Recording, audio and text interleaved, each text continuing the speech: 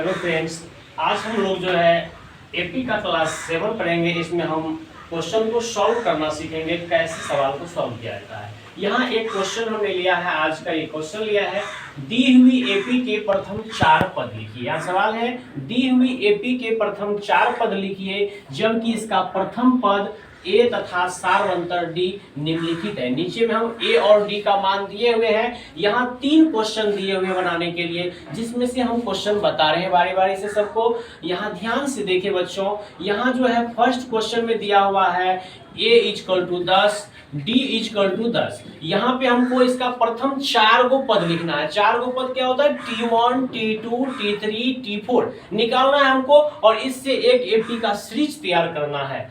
यहाँ जो है सबसे पहले हम लिखेंगे क्या? T1 इक्वल टू क्या होता है? ए इक्वल टू क्या है? 10, ए इक्वल टू 10 है। फिर T2 निकालेंगे, T2 इक्वल टू क्या फॉर्मूला दिए थे इससे पिछले वाले क्लास में?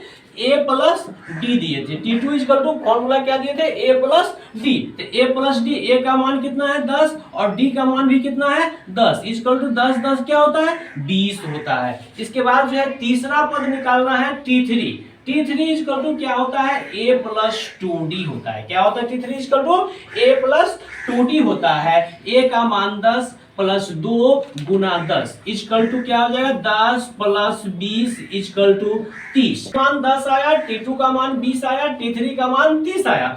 T4 का मान क्या आया? a प्लस 4d इसका 3d इसका फॉर्मूला होता है। T4 का जो फॉर्मूला होता है a प्लस 3d होता है। a प्लस 3d पे बैठाएंगे, a का मान 10 प्लस 3 गुना 10 equal to 10 plus 30 equal to 40। ये हमें जो है एपी का जो है प्रथम 4 पद निकल दिए।